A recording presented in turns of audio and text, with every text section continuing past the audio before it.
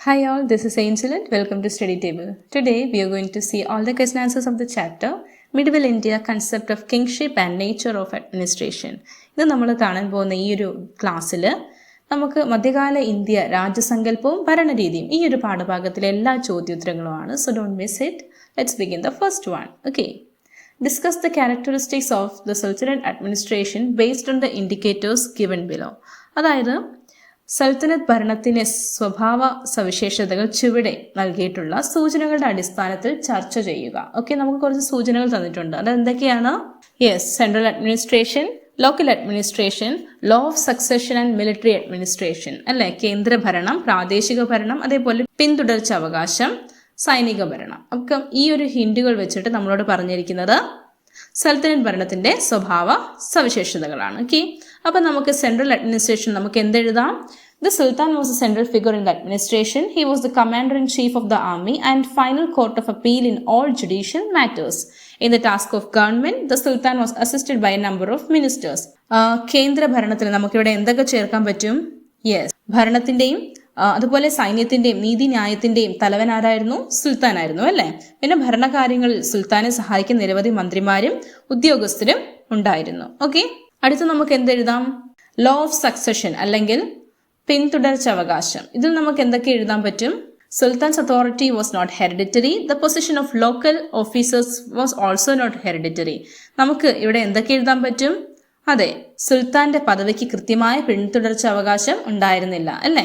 അതുപോലെ പ്രാദേശിക ഭരണത്തിലെ ഉദ്യോഗസ്ഥന്മാരുടെ അധികാരം പരമ്പരാഗതം ആയിരുന്നില്ല.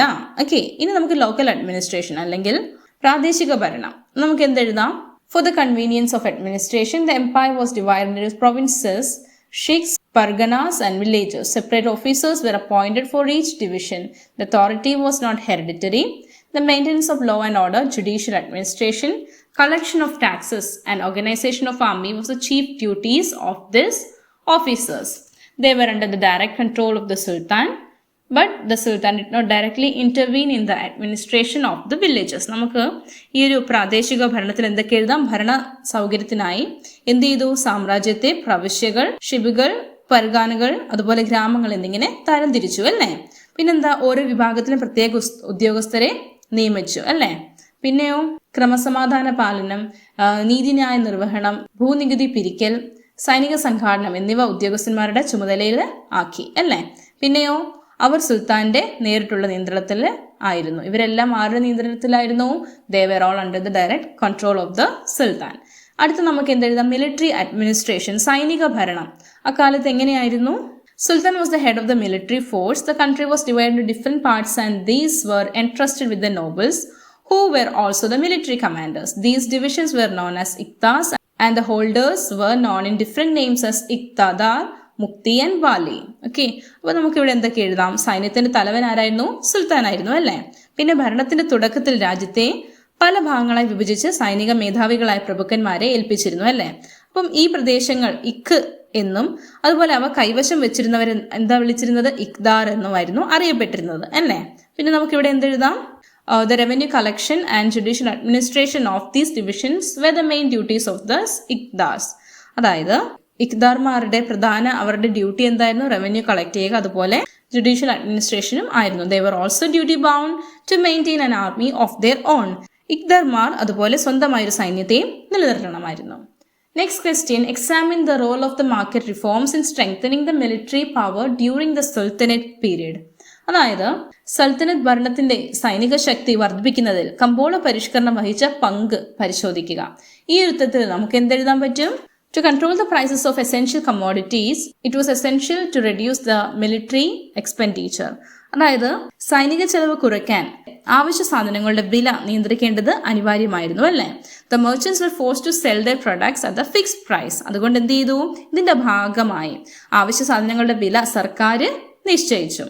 Black marketers and hoarders were strictly punished. അതുപോലെ പൂഴ്ത്തിവയ്പും കരിഞ്ചന്തയും നടത്തുന്നവർക്ക് എന്തായിരുന്നു? കഠിന ശിക്ഷ നൽകി, അല്ലേ? The weights and measures were unified. അവർ അളവുകളും തൂക്കങ്ങളും എല്ലാം എന്ത് ചെയ്തു? ഏകീകരിച്ചു. Officers were appointed for the strict implementation of the market regulations. കമ്പോള നിയമങ്ങൾ കർശനമായി നടപ്പിലാക്കാൻ ഉദ്യോഗസ്ഥരെയും നിയമിച്ചു. ഓക്കെ, അതുപോലെ the government established granaries to store the grains brought from the peasants. പിന്നെ എന്ത് ചെയ്തു?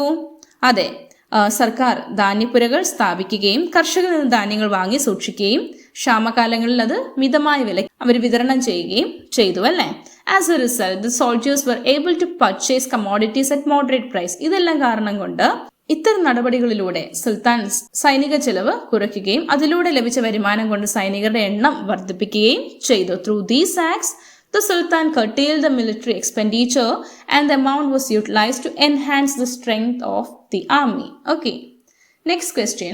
Prepare a note by discussing the common features of the Sultanate and the Mughal administration. അതായത് സൾത്തനത്ത് ഭരണം, മുഗൾ ഭരണം എന്നിവയുടെ പൊതു സവിശേഷതകൾ ചർച്ച ചെയ്ത് കുറിപ്പ് ആക്കാനാണ് പറഞ്ഞിരിക്കുന്നത്. The common features of the Sultanate and the Mughal administration are given below. അതായത് സൾത്തനേറ്റ് ഭരണത്തിലും മുഗൾ ഭരണത്തിലും ഉണ്ടായ ചില പൊതു സവിശേഷതകളാണ് ചുവടെ തന്നിട്ടുള്ളത്. എന്തൊക്കെയായിരുന്നു?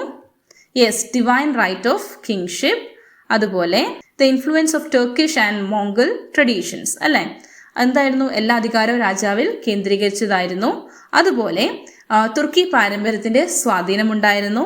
Power centralised in the king based on military power. അതുപോലെ സൈനിക ശക്തിയിൽ അധിഷ്ഠിതമായിരുന്നു. Assistance of ministers and officials in the administration. പിന്നെന്തുണ്ടായിരുന്നു? മന്ത്രിമാരും ഉദ്യോഗസ്ഥരും ഭരണത്തെ സഹായിച്ചു. Existence of local administration. അതുപോലെ പ്രാദേശിക ഭരണം നിലനിന്നിരുന്നു. Okay. Fourth question. Akbar became successful as a ruler, acceptable to all through his administrative measures. Substantiate. അതായത് ഒരു ഭരണ നടപടികളിലൂടെ എല്ലാവർക്കും സ്വീകാര്യനായ ഭരണാധികാരിയായി തീരാൻ അക്ബറിനെ സ്വാധീനിച്ചു. സമർത്ഥിക്കുക. ഇവിടെ നമുക്ക് എന്തെഴുതാം? Yes, the Mughal administration attained strength during the time of Akbar. അതായത് നമ്മളുടെ അക്ബറുടെ കാലഘട്ടത്തിലാണ് മുഗൾ ഭരണം ശക്തി പ്രാപിച്ചത്. As a ruler, his aim was to win the support of all sections of people. The policies adopted by Akbar for the same are given below. അതായത് ഇന്ത്യയിലെ എല്ലാ വിഭാഗം ജനങ്ങളുടെയും പിന്തുണയുള്ള ഭരണാധികാരിയാവുക എന്നതായിരുന്നു അദ്ദേഹത്തിന്റെ ഏറ്റവും വലിയ ലക്ഷ്യം. അതിനായി അദ്ദേഹം എന്ത് ചെയ്തു? അക്ബർ സ്വീകരിച്ച നടപടികളാണ് നമുക്ക് താഴെ നൽകിയിരിക്കുന്നത്. നോക്കാം എന്തൊക്കെയാ. Adopted the title of Badshah E Hind. അദ്ദേഹം എന്ത് ചെയ്തു? ബാദ്ഷാ ഇ ഹിന്ദ്, ഇന്ത്യയുടെ ചക്രവർത്തി എന്ന സ്ഥാനം അദ്ദേഹം സ്വീകരിച്ചു. To maintain religious harmony, he formulated a new faith earned din-ilahi by inculcating the ideas of all religions. വിവിധ മതവിഭാഗങ്ങൾ തമ്മിലുള്ള സൗഹാർദ്ദം നിലനിർത്തുന്നതിനായി എല്ലാ മതങ്ങളുടെയും ആശയങ്ങൾ ഉൾക്കൊള്ളിച്ച് ദിൻ ഇലാഹി എന്ന പുതിയ വിശ്വാസത്തിന് രൂപം നൽകി അല്ലേ. അതുപോലെ the Rajput such as Raja Todarmal, Birbal, Mansingh etcetera were appointed as high officials. പിന്നെന്ത് ചെയ്തു? രാജപുത്രരായ രാജ തുടർമാൻ, ബിർബൽ, മാൻസിംഗ് തുടങ്ങിയവരെ ഉയർന്ന ഉദ്യോഗങ്ങളിൽ നിയമിച്ചു. അതുപോലെ Akbar and his relatives married Rajput ladies. രാജപുത്ര സ്ത്രീകളെ അക്ബറും ബന്ധുക്കളും വിവാഹം കഴിച്ചു. അതുപോലെ the army was strengthened by including different sections. വിവിധ വിഭാഗങ്ങളെ ഉൾപ്പെടുത്തി സൈന്യത്തെ ശക്തിപ്പെടുത്തി. ഇതൊക്കെയായിരുന്നു അക്ബറിന്റെ സവിശേഷതകൾ അല്ലേ. Next one. To what extent din-ilahi formulated by Akbar was helpful to maintain. അതായത് അക്ബർ ആവിഷ്കരിച്ച ദിൻ-ഇലാഹി ഭരണസ്ഥിതിക്ക് മതസൗഹാർദ്ദത്തിനും എത്രത്തോളം സഹായകരമായിരുന്നു വിശകലനം ചെയ്യുക. ഇവിടെ നമുക്ക് എന്തെഴുതാം? Akbar wanted to maintain peace, friendship and unity among different sections of people in his country. In order to have intellectual discourses, Akbar constructed the Ibadat Khana at his capital Fatehpur Sikri. By inculcating the essence of all these discussions, he formulated the ideology of din-ilahi. It was a combination of ideas and principles of different religions. അതായത് രാജ്യത്തെ വിവിധ വിഭാഗത്തിൽ ജനങ്ങൾക്കിടയിൽ സമാധാനവും സൗഹൃദവും ഐക്യവും വളർത്തിയെടുക്കാൻ അക്ബർ വളരെയധികം ആഗ്രഹിച്ചിരുന്നു. അതുകൊണ്ട് അദ്ദേഹം എന്ത് ചെയ്തു? ആശയപരമായ സംവാദങ്ങൾ നടത്തുന്നതിനായി അദ്ദേഹം തലസ്ഥാനമായ ഫത്തേപൂർ സിക്രിയിൽ ഇബാദത്ത് ഖാന നിർമ്മിച്ചു. അവിടെ നടന്ന ചർച്ചകളുടെ സാരാംശം ഉൾക്കൊണ്ട് അക്ബർ രൂപപ്പെടുത്തിയ ഒരു ആശയ സംഹിതയാണെന്ത്? ദിൻ-ഇലാഹി. ഓക്കെ. ഇതിലെന്തുണ്ട്? വിവിധ മതങ്ങളുടെ ആശയങ്ങളും അതുപോലെ തത്വ സംഹിതകളും കൂടിച്ചേർന്നതായിരുന്നു ഇത്. ഇതിന്റെ ഭാഗമാകാൻ അക്ബർ ആരെയും നിർബന്ധിച്ചിരുന്നില്ല. He never compelled anyone to accept it. It did not have any rights, religious texts, places of worship or priests except the joining function. Sulh kul or peace to all was its basic tenet. അതായത് പ്രവേശന ചടങ്ങുകൾ അല്ലെങ്കിൽ ആചാരങ്ങളോ മതഗ്രന്ഥങ്ങളോ ആരാധന സ്ഥലമോ പുരോഹിതന്മാരോ ഒന്നും ഈ ദിൻ-ഇലാഹിക്ക് ഉണ്ടായിരുന്നില്ല. പിന്നെന്താ? സുൽ കുൽ അഥവാ എല്ലാവർക്കും സമാധാനം എന്നതായിരുന്നു ഇതിന്റെ അടിസ്ഥാനം. Okay. Next question. Mansabdari system was introduced to strengthen the authority of the emperor's substantiate. ചക്രവർത്തിയുടെ അധികാരം ഉറപ്പാക്കാനായി നടപ്പാക്കിയ നടപടിയാണ് മൻസബ്ദാരി സമ്പ്രദായം, സമർത്ഥിക്കുക. ഇവിടെ നമുക്ക് എന്തെഴുതാം? Akbar adopted the Mansabdari system. The term Mansab denotes the rank or position of Mughal military officer. Those who led this position were called Mansabdars. അതായത് അക്ബർ സ്വീകരിച്ച സമ്പ്രദായമാണ് മൻസബ്ദാരി. മൻസബ് എന്ന പദം കൊണ്ട് മുഗൾ സൈനിക ഉദ്യോഗസ്ഥന്റെ പദവിയാണ് അർത്ഥമാക്കുന്നത്. The position of the officers, their salary and military responsibilities were categorically determined through the Mansabdari system. അതായത് ഈ പദവി വഹിച്ചിരുന്നവർ മൻസബ്ദാർ എന്നാണ് അറിയപ്പെടുന്നത്. മൻസബ്ദാരി എന്ന സമ്പ്രദായത്തിലൂടെ ഉദ്യോഗസ്ഥരുടെ പദവി, അതുപോലെ ശമ്പളം, പിന്നെ അവരുടെ സൈനിക ഉത്തരവാദിത്വം എന്നിവ തരംതിരിച്ച് ഈ മൻസബ്ദാരി സിസ്റ്റത്തിലൂടെയായിരുന്നു അവർ നിർണ്ണയിക്കുന്നത്. ഓക്കെ, അതുപോലെ the rank of a mansabdar was determined by the number of horses and cavalry men he maintain. പിന്നെന്താ, ഒരു മൻസബ്ദാർ നിലനിർത്തിയിരുന്ന ആ കുതിരപ്പടയാളികളുടെയും അതുപോലെ കുതിരകളുടെയും എണ്ണത്തെ അടിസ്ഥാനമാക്കിയായിരുന്നു പദവി നിർണയിച്ചിരുന്നത്. ഓക്കെ, പിന്നെന്തെഴുതാം നമുക്കിവിടെ? Each mansab had 2 subdivisions called the Sat and the Sawar. Sat fixes the rank and salary of a person in the army, while Sawar refers to the number of horses a mansabdar had to maintain. അതായത് ഓരോ മൻസബിനും 2 ഉപവിഭാഗങ്ങൾ ഉണ്ടായിരുന്നു. ഇവ സത്ത് എന്നും അതുപോലെ സവർ എന്നും അറിയപ്പെടുന്നു. സത്ത് എന്ന വാക്കിന് വ്യക്തി എന്നാണ് അർത്ഥം. അത് സൈന്യത്തിൽ ഒരു വ്യക്തിയുടെ സ്ഥാനവും വേതനവും നിജപ്പെടുത്തുന്നു. അതുപോലെ സവർ ഒരാൾ സംരക്ഷിക്കേണ്ട കുതിരപ്പടയാളികളുടെ എണ്ണമാണ് സൂചിപ്പിക്കുന്നത്. Okay, the next one, what are the similarities and dissimilarities between the iqta system of the sultanate period and the jagirdari system of the Mughal period. അതായത് സുൽത്താനത്ത് കാലത്ത് നിലനിന്നിരുന്ന ഇക്ത സമ്പ്രദായത്തിൽ നിന്നും ജഗീർദാരി സമ്പ്രദായം, അതിനുള്ള സാമ്യ വ്യത്യാസങ്ങൾ എന്തെല്ലാമാണെന്നാണ് ചോദിച്ചിരിക്കുന്നത്. ഓക്കെ, നമുക്കിവിടെ ജഗീർദാരിയിലും ഇക്ത നമുക്ക് 2 കോളത്തിൽ നമുക്ക് എന്തെഴുതാൻ പറ്റും? ജഗീർദാരി നമുക്ക് കുറിച്ച് എന്തെഴുതാം? It was a system which granted land in lieu of salary to mansabdari. അതുപോലെ the officers were provided possession right of the jagir land only. അതുപോലെ ഇക്ത എന്താണ്? The country was divided into different parts and these were entrusted with the nobles who were also the military commanders. പിന്നെ നമുക്ക് എന്തെഴുതാം? Revenue collection and judicial administration. അതുപോലെ ജഗീർദാരിയിൽ എന്താണ്? The Jagirdar never lived in or ruled over the land they received. The position of Jagirdar was not hereditary. They were transferred by the king. The Iktas later became the provinces. The Jagirdar never lived in or ruled over the land they received. Next one, prepare a note comparing the village autonomy of the Cholas with that of the local self-government of present Kerala. അതായത് കേരളത്തിലെ തദ്ദേശ ഭരണവുമായി ചോളന്മാരുടെ ഗ്രാമ സ്വയംഭരണത്തെ താരതമ്യം ചെയ്ത് കുറിപ്പ് തയ്യാറാക്കാനാണ് പറഞ്ഞിരിക്കുന്നത്. Okay, അപ്പം നമുക്കിവിടെ എന്തെഴുതാം? Yes, for the sake of administration the Chola kings divided the country into mandalams, valanadus, nadus and kottams. A group of autonomous villages formed a kottam. All the responsibilities and authorities relating to the administration of the villages were vested with the people of the villages.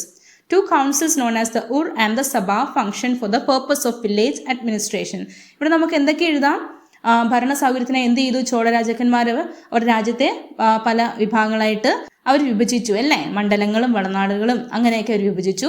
പിന്നെ എന്ത് ചെയ്തു? ഗ്രാമഭരണവുമായി ബന്ധപ്പെട്ട എല്ലാ ചുമതലകളും അധികാരങ്ങളും ഗ്രാമീണ ജനതയിൽ നിക്ഷിപ്തമായിരുന്നു. അങ്ങനെ അവർ ഉർ അതുപോലെ സഭ എന്ന 2 സമിതികൾ അവിടെ പ്രവർത്തിച്ചിരുന്നു അല്ലേ? The people of the whole village was included in the Ur, whereas the Sabha was only a council of the Brahmins. എന്തായിരുന്നു ഉർ? ഗ്രാമത്തിലെ എല്ലാ ജനങ്ങളും ഉൾപ്പെടുന്നതായിരുന്നു ഉർ. അതുപോലെ ബ്രാഹ്മണർ മാത്രം ഉൾപ്പെട്ടതായിരുന്നു സഭ അല്ലേ? പിന്നെന്തെഴുതാം? This system of administration has some similarities with the local self government system of present Kerala. The centre of authority in our system is gramasabha. അതായത് കേരളത്തിലെ തദ്ദേശ സ്വയംഭരണവുമായി ഇതിന് ചില സാമ്യങ്ങളുണ്ട് അല്ലേ? അധികാര വികേന്ദ്രീകരണത്തിനായുള്ള ഗ്രാമസഭകൾ തന്നെയാണ് അതിൽ ഏറ്റവും പ്രധാനം. Next question. Prepare a note after comparing the portfolio of the Ashtapradhan Council with that of the present day ministers. അതായത് അഷ്ടപ്രധാന വിവിധ മന്ത്രിമാരുടെ വകുപ്പുകൾ പരിശോധിച്ച് അവയെ ഇന്നത്തെ ഭരണത്തിലെ വിവിധ വകുപ്പുകളുമായി താരതമ്യം ചെയ്ത് കുറിപ്പ് തയ്യാറാക്കാനാണ് പറഞ്ഞിരിക്കുന്നത്. ഓക്കെ, അപ്പം ഈ ഒരു ആൻസർ നമുക്ക് എന്തെഴുതാം? നമുക്ക് പറയാം, like all of the medieval Indian rulers, the Maratha king was also the supreme authority with powers over the legislature, executive, judiciary and military. അതായത് മധ്യകാല ഇന്ത്യയിലെ മറ്റ് ഭരണാധികാരികളെ പോലെ നിയമനിർമ്മാണം, കാര്യനിർവഹണം, നീതിന്യായം, സൈന്യം തുടങ്ങിയ എല്ലാ അധികാരങ്ങളും മറാഠ ഭരണത്തിൽ രാജാവായിരുന്നു നിയന്ത്രിച്ചിരുന്നത് അല്ലേ? പിന്നെ നമുക്ക് എന്തെഴുതാം? ഇവിടെ നമുക്ക് ഈ ഡയഗ്രാം നമുക്ക് വരച്ചിട്ട് എഴുതാം. അഷ്ടപ്രധാനം, അതിലെ വിവിധ മെമ്പേഴ്സ് ആരൊക്കെയാണ്? പേഷ്വ പ്രൈം മിനിസ്റ്ററാണ്, ന്യായാധ്യക്ഷ അമത്യ, സച്ചിവ് മന്ത്രിൻ, പണ്ഡിത റാവു, സുമന്ത്, സേനാപതി, ഇങ്ങനെ ഓരോരുത്തരുടെയും സ്ഥാനങ്ങളും അവരുടെ പൊസിഷനുകളും നമുക്ക് എഴുതാം. എന്നിട്ട് നമുക്ക് അവസാനം നമുക്ക് അവിടെ എന്ത് ചേർക്കാം? യെസ്, നമുക്ക് എന്ത് എഴുതാൻ പറ്റും അവിടെ? If we observe the portfolio of the Ashtapradhan council we can understand that the present ministry also has all such portfolios. അതായത് ഇത് പരിശോധിച്ചാൽ അഷ്ടപ്രധാന മന്ത്രിമാരുടെ വകുപ്പുകളെല്ലാം ഇന്നത്തെ ഭരണത്തിൽ നമുക്ക് കാണാൻ കഴിയും. Okay, the next question, how did Maratha administration differ from the medieval administrative system discuss? അതായത് മധ്യകാല ഇന്ത്യയിൽ നിലനിന്നിരുന്ന ഭരണവ്യവസ്ഥകളിൽ നിന്ന് മറാഠ ഭരണം എങ്ങനെയെല്ലാം വ്യത്യാസപ്പെട്ടിരുന്നു? ഈ ഒരു ആൻസർ നമുക്ക് എന്തെഴുതാൻ പറ്റും? Yes, the Maratha kingdom was divided into many parts for the convenience of administration. These divisions were provinces, parganas and villages. അതായത് മറാഠ കിങ്ഡം എന്തിനാ? അവരുടെ ഭരണ സൗകര്യത്തിന് വേണ്ടി അവർ പലതായി വിഭാഗിച്ചു അല്ലേ? പ്രവിശ്യകളായും പരഗണാസായ ഗ്രാമങ്ങളായിട്ടൊക്കെ അവർ വിഭാഗിച്ചു. The officers were directly appoint by the king. രാജാവായിരുന്നു ഓഫീസേഴ്സിനെ ഡയറക്റ്റായിട്ട് അപ്പോയിൻറ്റ് ചെയ്യുന്നത്. പിന്നെ എന്തെഴുതാം? യെസ്, പിന്നെയും രാജ്യം വീണ്ടും അവരെങ്ങനെ വിഭാഗിച്ചു? സ്വരാജ്യമായിട്ട് മുഗളായായിട്ട് വീണ്ടും വിഭാഗിച്ചു. സ്വരാജ്യം എന്ന് പറയുമ്പോൾ എന്താണ്? Was the territories of the Marathas, whereas the Mughalai was a regions annex to the kingdom. സ്വരാജ്യം എന്ന് പറയുമ്പോൾ എന്താണ്? അതെ, മറാഠക്കാരുടേതായ അവരുടെ ഭൂപ്രദേശങ്ങളെയാണ് സ്വരാജ്യം എന്ന് പറയുന്നത്. അതുപോലെ മുഗളായി എന്ന് പറയുന്നത് എന്തായിരുന്നു? അവർ മറ്റുള്ളവരിൽ നിന്ന് ആക്രമിച്ച് കീഴടക്കിയ പ്രദേശങ്ങളെയായിരുന്നു മുഗളായി എന്ന് പറയുന്നത്. ഓക്കെ, പിന്നെ അവരെന്ത് ചെയ്തിരുന്നു? ഭൂനികുതികൾ അല്ലേ? അവർ ടാക്സ് മറ്റുള്ളവരിൽ നിന്നും ഈ കീഴടക്കിയ പ്രദേശങ്ങളിൽ നിന്നും അവരെടുത്തിരുന്നു. അതിനെയാണ് ചൗത്തും അതുപോലെ സർദേശ് മുഖി എന്നിങ്ങനെ 2 തരം നികുതികളായിരുന്നു അവർ പിരിച്ചെടുത്തത് അല്ലേ? 2 തരം ടാക്സ് ആയിരുന്നു അത്. Next question, conduct a seminar on the various administrative systems that prevailed in medieval India. അതായത് മധ്യകാലഘട്ടത്തിൽ ഇന്ത്യയിൽ നിലനിന്നിരുന്ന വിവിധ ഭരണ സമ്പ്രദായങ്ങളെക്കുറിച്ച് ഒരു സെമിനാർ നടത്തുക. അപ്പോൾ നമുക്ക് ഇവിടെ എന്തൊക്കെ എഴുതാം? മിഡിവൽ ഇന്ത്യയിൽ സുൽത്തനേറ്റ് റൂൾ ഉണ്ടായിരുന്നു, മുഗൾ റൂൾ ഉണ്ടായിരുന്നു, ചോള ഭരണം ഉണ്ടായിരുന്നു, വിജയനഗര ഭരണം ഉണ്ടായിരുന്നു, മറാഠ ഭരണം ഉണ്ടായിരുന്നു അല്ലേ? അപ്പോൾ നമുക്ക് എന്ത് ചെയ്യാം? ഈ 5 ഭരണങ്ങളെക്കുറിച്ച് എഴുതാം, അതിൻ്റെ സവിശേഷതകൾ. സുൽത്തനേറ്റ് റൂൾ എന്തായിരുന്നു പ്രത്യേകത? അവരുടെ സെൻട്രൽ ഗവൺമെൻറ് ഉണ്ടായിരുന്നു, മിലിറ്ററി സിസ്റ്റം ഉണ്ടായിരുന്നു, ലോക്കൽ അഡ്മിനിസ്ട്രേഷനും ഇക്ത സിസ്റ്റവും മാർക്കറ്റ് റിഫോംസും എന്നവരുടെ സവിശേഷതകൾ. അതുപോലെ മുഗൾ റൂളിൻ്റെ എന്തായിരുന്നു പ്രത്യേകതകൾ? Central government, military system, local administration, Din Ilahi, mansabdari, jagirdari അല്ലേ? അപ്പം ഇങ്ങനെ നമുക്ക് ഓരോ ആരോ കൊടുത്ത് ഓരോ പോയിന്റ് ആയിട്ട് എഴുതാം അല്ലേ? ചോള റൂളിൽ സെൻട്രൽ ഗവൺമെൻറ് ഉണ്ടായിരുന്നു, വില്ലേജ് ഓട്ടോണോമി ഉണ്ടായിരുന്നു, ഹെറിഡിക്ടറി ആയിരുന്നു അല്ലേ? അതുപോലെ വിജയനഗര റൂൾ എങ്ങനെയാണ്? സെൻട്രൽ ഗവൺമെൻറ്റും നയങ്കരയും അയ്യങ്കാർ സിസ്റ്റവും ഉണ്ടായിരുന്നു. മറാഠ റൂളിൽ സെൻട്രൽ ഗവൺമെൻറ്റും അഷ്ടപ്രധാനും ലോക്കൽ അഡ്മിനിസ്ട്രേഷനും ഉണ്ടായിരുന്നു. ഓക്കെ, അപ്പം നിങ്ങൾക്കും ഇതുപോലൊരു ഫ്ലോ ചാർട്ട് എഴുതാം. ഓക്കെ, നെക്സ്റ്റ് ക്വസ്റ്റ്യൻ ഇവിടെ എന്താ പറഞ്ഞിരിക്കുന്നത്? Let us assess what were the circumstances that prompted the sultans of Delhi to establish a centralized system of administration in India. അതായത് ഇന്ത്യയിൽ ഒരു കേന്ദ്രീകൃത ഭരണരീതി നടപ്പാക്കാൻ സൽത്തനത്ത് ഭരണാധികാരികളെ പ്രേരിപ്പിച്ച സാഹചര്യങ്ങൾ എന്തെല്ലാമായിരുന്നു? യെസ്, നമുക്ക് ആദ്യം എന്തെഴുതാം? The influence of Turkish tradition അല്ലേ? അതായത് തുർക്കി പാരമ്പര്യത്തിൻ്റെ സ്വാധീനം, അതുപോലെ the desire for expanding kingdom, need for maintaining military force. പിന്നെ എന്തൊക്കെയായിരുന്നു? അതെ, രാജ്യത്തിൻ്റെ വിസ്തൃതി വർദ്ധിപ്പിക്കാനും പിന്നെ സൈനിക ശേഷിയും നിലനിർത്താനും ഒക്കെയായിരുന്നു അവരെന്ത് ചെയ്തത്? അവർ ഇന്ത്യയിൽ ഒരു കേന്ദ്രീകൃത ഭരണരീതി നടപ്പാക്കാൻ തീരുമാനിച്ചിരുന്നത്. Next one, evaluate the characteristics of the mansabdari system introduced by Akbar. അക്ബറിൻ്റെ മൻസബ്ദാരി സിസ്റ്റത്തിനെ കുറിച്ച് നമ്മളോട് ചോദ്യം ചോദിക്കുവാണെങ്കിൽ നമ്മൾ ഓൾറെഡി ഈ ഒരു ആൻസർ നമ്മൾ ഇതിന് മുൻപേ നമ്മൾ ഡിസ്കസ് ചെയ്തായിരുന്നു അല്ലേ? മൻസബ്ദാരി സിസ്റ്റത്തെക്കുറിച്ച്. ആ സെയിം ആൻസർ തന്നെ നിങ്ങൾക്ക് ഇവിടെ എഴുതാവുന്നതാണ്. ഓക്കെ, അപ്പം നമ്മൾ 6ാമത്തെ ക്വസ്റ്റ്യനിലാണെന്ന് തോന്നുന്നു മൻസബ്ദാരി സിസ്റ്റത്തെക്കുറിച്ച് നമ്മൾ ഡിസ്കസ് ചെയ്തിരുന്നു. ആ സെയിം ആൻസർ നമുക്ക് ഈ ഒരു ചോദ്യത്തിൽ ആൻസർ ചെയ്താൽ മതിയാകും. നെക്സ്റ്റ് വൺ, നമുക്ക് മാച്ച് ആണ് തന്നിരിക്കുന്നത് അല്ലേ? Match column B with a and arrange the table properly. ബിയും എയും തമ്മിൽ മാച്ച് ചെയ്യാനാണ് പറഞ്ഞിരിക്കുന്നത്. ഓക്കെ, മൻസബ്ദാരി സിസ്റ്റം ആരായിരുന്നു? അക്ബർ ആയിരുന്നു അല്ലേ? ഇക്ത സിസ്റ്റം എപ്പോഴായിരുന്നു? സുൽത്തനേറ്റ് റൂളിലായിരുന്നു. വില്ലേജ് ഓട്ടോണോമി ചോള അഡ്മിനിസ്ട്രേഷൻ സമയത്തായിരുന്നു. അഷ്ടപ്രധാൻ ശിവജി ആയിരുന്നു. അമുക്ത മല്യാഡ കൃഷ്ണദേവറായ ആയിരുന്നു. Okay, next question, prepare a note on the nayankara and the ayyangar systems introduce during the Vijayanagara period. അതായത് അയ്യങ്കാർ അതേപോലെ നായങ്കര ഈ വ്യവസ്ഥകളെ പറ്റി ഒരു കുറിപ്പ് തയ്യാറാക്കാനാണ് പറഞ്ഞിരിക്കുന്നത്. ഓക്കെ, അപ്പോൾ വിജയനഗര കാലത്തിൽ അവരുടെ കാലഘട്ടത്തിൽ 2 സിസ്റ്റം ആയിരുന്നു അല്ലേ? The central administration of the Vijayanagara empire was called Nayankara system. അവരുടെ കേന്ദ്ര ഭരണത്തെ എന്ത് പറഞ്ഞിരുന്നത്? നായങ്കര സിസ്റ്റം എന്ന് പറഞ്ഞിരുന്നത്. പിന്നെന്താ? The local administration was called Ayyangar system. അതുപോലെ അവരുടെ പ്രാദേശിക ഭരണത്തിനെയാണ് അയ്യങ്കാർ സമ്പ്രദായം എന്ന് പറഞ്ഞിരുന്നത് അല്ലേ? പിന്നെ നമുക്ക് എന്തെഴുതാം? The features of both the systems are discuss below. നമുക്ക് അതിന് രണ്ടിൻ്റെ സവിശേഷതകളൊന്നും നോക്കാം. നയൻകാർ സിസ്റ്റത്തിൽ എന്തൊക്കെയുണ്ട്? The king was the head of the central administration of the Vijayanagara empire. ആരായിരുന്നു? രാജാവായിരുന്നു അതിൻ്റെ പ്രധാന സ്ഥാനത്ത്. They were ministers and royal officers to assist the king in administration. അതുപോലെ മന്ത്രിമാരൊക്കെ ഉണ്ടായിരുന്നു അദ്ദേഹത്തെ സഹായിക്കാൻ, അല്ലേ, രാജാവിനെ സഹായിക്കാൻ മന്ത്രിമാരൊക്കെ ഉണ്ടായിരുന്നു. There was only A small army under the direct control of the king. പിന്നെന്താ പറഞ്ഞിരിക്കുന്നത്? താരതമ്യേന ചെറിയ സൈന്യമാണ് രാജാവിൻ്റെ നേരിട്ടുള്ള നിയന്ത്രണത്തിൽ ഉണ്ടായിരുന്നത്. The provincial governor's maintain fixed number of soldiers of their own. അതായത് പ്രവിശ്യ ഗവർണർമാർ തങ്ങളുടേതായ നിശ്ചിത സൈന്യത്തെ സംരക്ഷിച്ച് നിലനിർത്തിയിരുന്നു, അല്ലേ. പിന്നെന്ത് എഴുതുന്നത് നമുക്കിവിടെ? They provided the service of the army to the king whenever necessary. അതായത് രാജാവ് ആവശ്യപ്പെടുമ്പോഴൊക്കെ അവർ സൈന്യത്തെ വിട്ടുകൊടുത്തിരുന്നു. പിന്നെ നമുക്കിവിടെ എന്തെഴുതാം? As they were also military heads the king awarded them with the title of nayak along with a specific area of land. സൈനിക മേധാവികൾ കൂടിയായിരുന്ന ഇവർക്ക് രാജാവ് നായക് എന്ന പദവിയും നിശ്ചിത ഭൂമിയും നൽകിയിരുന്നു. Okay, the system that prevailed at the centre was known as the Nayankara system.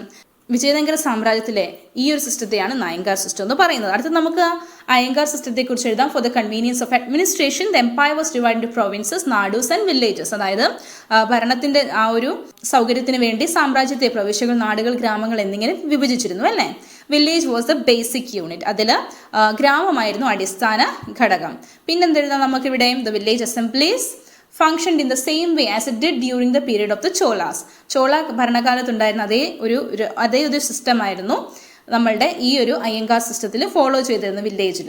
The day to day administration of the village was done by the officers known as ayyangars who inherited the post. അതേപോലെ പരമ്പരാഗതമായി ഉദ്യോഗം വഹിച്ചു പോകുന്ന അയ്യങ്കാർമാരാണ് ദൈനംദിന ഗ്രാമ ഭരണം നിർവഹിച്ചിരുന്നത്. ഓക്കെ, അതുപോലെ this administrative system was known as ayyangar system. ഈ ഒരു സിസ്റ്റത്തെയാണ് ഇതിനെന്ത് പറയുന്നത്? അയ്യങ്കാർ സമ്പ്രദായം എന്ന് പറഞ്ഞിരുന്നത്. The position of ayyangars in the village administration was equal to that of the nayaks in the central administration. അതുപോലെ കേന്ദ്ര ഭരണത്തിലെ നായക് പദവിക്കും അതിന് സമാനമായിരുന്നു എന്ത്? ഗ്രാമഭരണത്തിലുള്ള അയ്യങ്കാർമാർക്കുമുള്ള സ്ഥാനം. Okay, prepare A short note on the Ashtapradhan council of the Maratha period. അടുത്ത് നമ്മളോട് ചോദിക്കുക, മറാഠ ഭരണകാലത്ത് നിലനിന്നിരുന്ന അഷ്ടപ്രധാൻ എന്ന സമിതിയെക്കുറിച്ച് ലഘു വിവരണം തയ്യാറാക്കാൻ പറഞ്ഞാൽ നമുക്കവിടെ എന്തൊക്കെ എഴുതാം? മറാഠ കിങ്ഡം. നമ്മൾ ഓൾറെഡി ഇത് ഡിസ്കസ് ചെയ്താണ്. അഷ്ടപ്രധാൻ കൗൺസിലിനെ കുറിച്ച് നമ്മളൊരു ആൻസർ എഴുതിയപ്പം അതേ ആൻസർ നമുക്കിവിടെ റിപ്പീറ്റ് ചെയ്താൽ മതി. ആ ഒരു ഡയഗ്രാം വരച്ചിട്ട് നമുക്ക് എന്തെഴുതാം? മറാഠ കിങ്ഡത്തെ കുറിച്ച് എഴുതിയാൽ മതി. അത് തന്നെയാണ് ഇതിൻ്റെ ആൻസർ. നമ്മൾ ഓൾറെഡി ഡിസ്കസ് ചെയ്ത ഇത് തന്നെ നമുക്ക് വീണ്ടും ഈ ഒരു ആൻസറിൽ എഴുതിയാൽ മതിയാകും. ഓക്കെ, അപ്പം ഇതിലൂടെ നമ്മൾ ഈ ഒരു ചാപ്റ്ററിൻ്റെ complete question answers I think നമ്മൾ ഡിസ്കസ് ചെയ്ത് കഴിഞ്ഞിരിക്കുന്നു. ഓക്കെ, നിങ്ങൾക്ക് ഇത് സഹായകരമായിരുന്നെങ്കിൽ നിങ്ങളുടെ ഫ്രണ്ട്സിനും ഷെയർ ചെയ്യാൻ മറക്കരുത്. അപ്പം ലൈക്ക് ആൻഡ് കമൻറ്റ് ചെയ്യുക. Okay, so keep watching. God bless you. Thank you.